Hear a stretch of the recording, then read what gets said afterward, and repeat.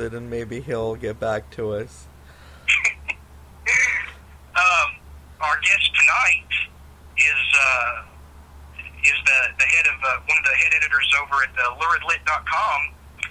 He contributed a story to our anthology, Alien, Sex, and Sociopaths, called Diminishing Sight, which I believe he's going to read tonight. It'll blow you away. The ending will blow you away. Or at least it did me when I first read it. Do you remember it, Daniel? Yeah, definitely. The twist at the end? Yeah. And Joseph Patchen really pulled me out of a major writer's block about a week ago, just with some personal coaching on how to eliminate distractions and discouragement, from this or that person. You basically just plow forward, do what you're going to do no matter how anyone reacts around you, and focus on the goal. And we're going to talk to him about this trance that he gets into when he writes, which he filled me in on that a little bit more. It's fascinating stuff, and if that works for him, based on his output, I would say it does work for him.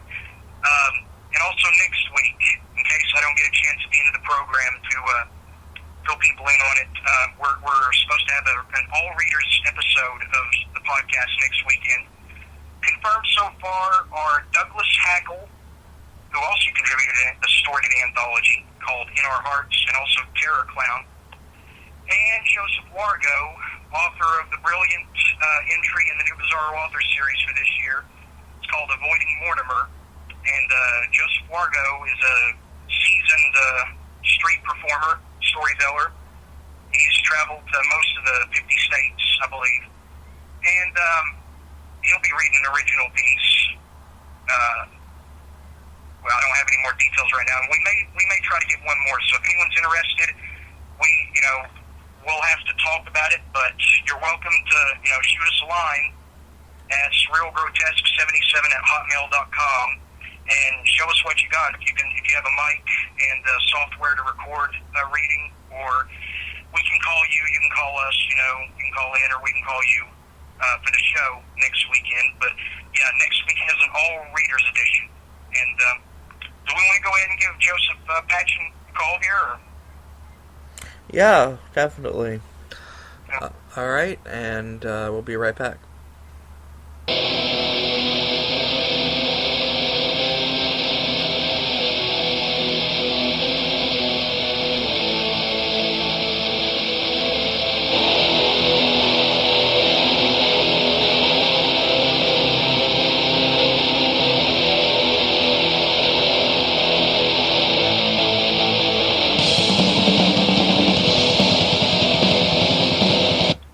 Alright, that was Wolves in the Throne Room with Astral Blood.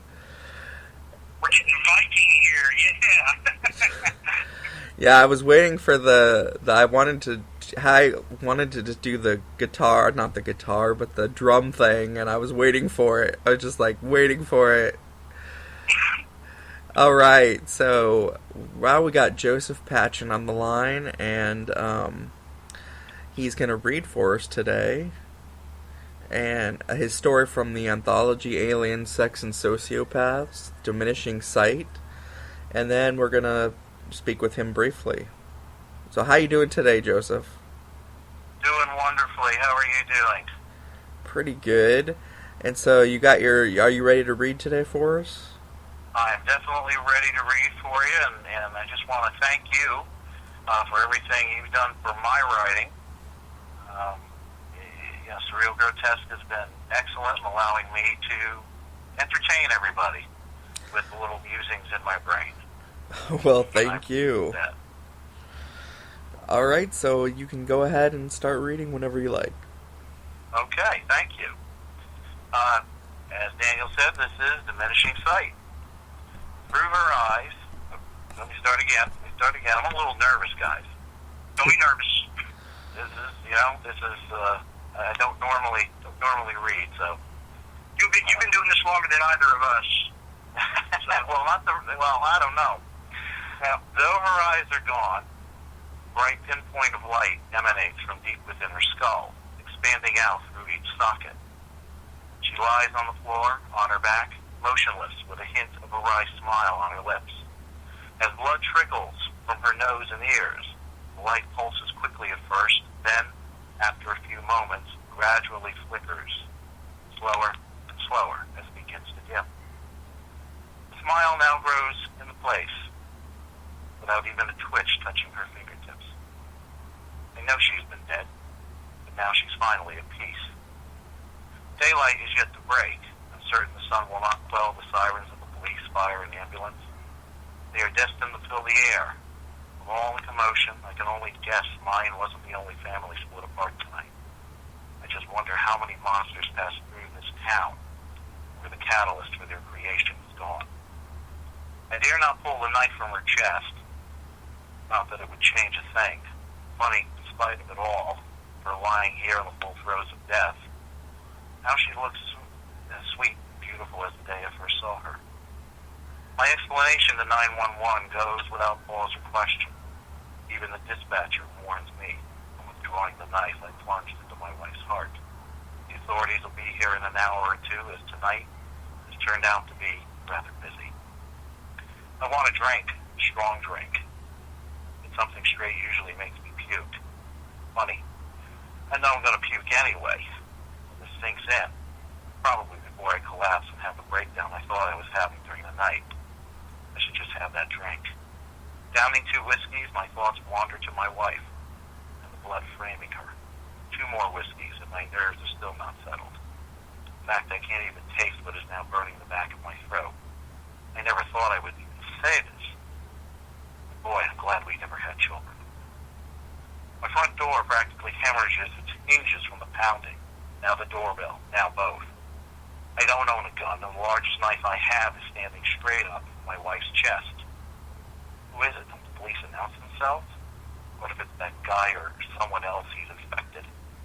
I grab the only heavy thing I could find, a dictionary.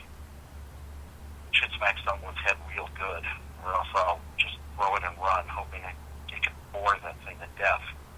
Who is it? Pounding the doorbell are frantic. Who is it? The banging doesn't stop. Who the... I fling the door open with the book firmly in my right hand, raising high above my head. I almost throw my shoulder out when I realize it's my neighbor, Betty.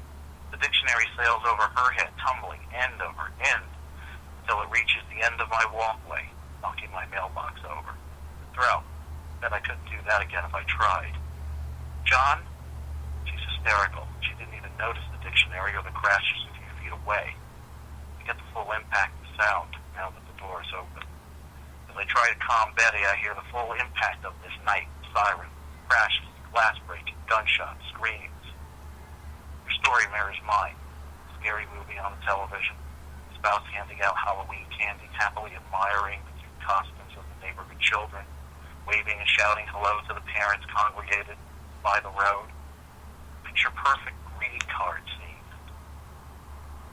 And slowly, over the course of the evening, as more and more children stopped by, the behavior changed. The actions became more mechanical and devoid of emotion. Her husband spent a lot of time in between doorbell rings, rubbing his eyes and complaining. My wife kept washing hers out and complaining. There was something in them. They were full of goo, their vision blurred until finally they couldn't see at all. As if they were blind, then it all changed. A bright, white light replaced their eyes.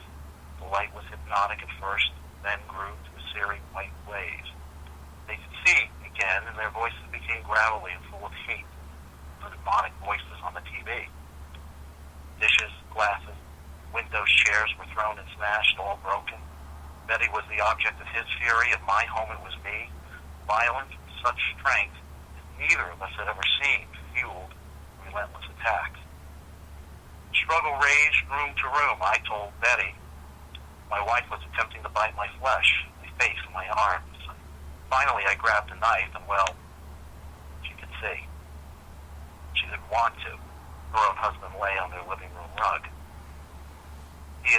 She had pointed their shotgun at him, but despite his raging abuse, she couldn't pull the trigger. He rushed her and ended up impaling himself on the barrel. He is on his side, run through by the gun. She is in shock, covered in sweat, tears, and blood. She sat in the corner crying and screaming for hours. Her two children hunkered down in the attic. I told her the police were on their way. I would accompany her home, to her home, to get her children. Dawn is breaking, and the streets are full of debris, useful and decorative debris. The quiet possessions of quiet people strewn in irreparable Halloween bags, plastic buckets, forms of pumpkins and ghosts lay torn and smashed, candy everywhere. There are no bodies. As we run over to Betty's house, we continue to compare notes. She, too, caught a glimpse of the small child dressed in a World War I uniform, his mask being an actual child's gas mask. Scary enough, he walked with some of the neighborhood children, but seemed separate. Standing to the rear of the group, he never shouted trick or treat or held out his bag for candy. He only seemed to stare. But my wife made eye contact. She stopped for a moment. I thought it was the mask. Betty did too, of her husband's reaction. When I saw the child, I wondered who he belonged to. In my mind, I matched all the parents and children outside. But I was sidetracked by my wife's burning eyes and lost sight of him as he left her house. Betty, too. When we arrived through her open door, Betty ran up the stairs, calling for her son and daughter. I turned into her living room on my left, saw a vast pool of blood mixed with dust, powder, and a rifle buried within. Terry, Betty's husband, appeared to be no more. No body, no bones, just wet dust. And the same happened to my wife. Shielding the three, I direct them out of the house, convincing everyone to stay at my place from the police. Since my wife is lying on the kitchen floor, I can keep the door closed, as we already fragile kitties can calm themselves. At ages 10 and 8, respectively, they cling to their mother like an invasive growth, never taking their eyes from her. All three are making loud sounds, but nothing intelligible except for fear. I make sure everyone sits on the couch, trying to quiet them. With the promise of some soda, I dash into the kitchen to find my wife's body intact, in the same position as when I left her. Dropping the ice cubes and almost breaking glasses, I pour the drink and grab a tray. I wonder why Terry disintegrated, as if I can reason anything from this night. Starting to make my way back through the door, I feel someone looking at me, the back of my head. I turn to drop everything as my wife stands 3 feet away from me, with a broad smile on her face. Her eyes are still empty sockets, and no light shines within. The knife is still in her, framed by dried blood. She raises her arm and points a finger at me. All she says is Happy Halloween, before crumbling to dust before my eyes. More glass is breaking, and I rush out of the living room, and Betty and her children are gone. Their places are 3 more piles of dust. Well, there you go, officer. Anything different from what you've already heard tonight? Not particularly. You're remarkably calm. Numb. I'm numb. Well, either way, the coroner will be out to pick up the remains. Please don't disturb anything, and we'll see you next Halloween. Next Halloween? Oh, yes, you've shown remarkable stability in all this carnage. That will be useful for us. What? You see, we hit our quota for this year. Since this is only the first year we've claimed souls in this manner, we had a hunch we might have to come back another couple of times to gather the more heroic and stable ones. Yeah. Wow. Oh, just shocking the second time around. Sorry for a couple missteps there. Didn't even notice them. I was immersed in it. How about you, Daniel? Yeah, it's definitely a fun, like, Halloween story. Kind of reminds me of, like, a old episode of Monsters or, you know, Tales from the Crypt or something. Twilight Zone. Yeah, Twilight Zone. My homage to the Twilight Zone. The black and white real. Yeah. Now, most of you also have a story up on Amazon, a short story called Corpses Don't Bleed. Yes. Which I had the fortune to read earlier. It's only $1 for anyone interested who enjoyed Diminishing Sight. And of course, you can find that story in Alien, Sex, and Sociopath, the best of Surreal Grotesque, only 99 cents, you know. So at the most, you'd be spending $2 for both of those. And now, you run luridlit.com, Joseph, don't you? Actually, I am a reviewer for luridlit.com. Christopher Linebaugh,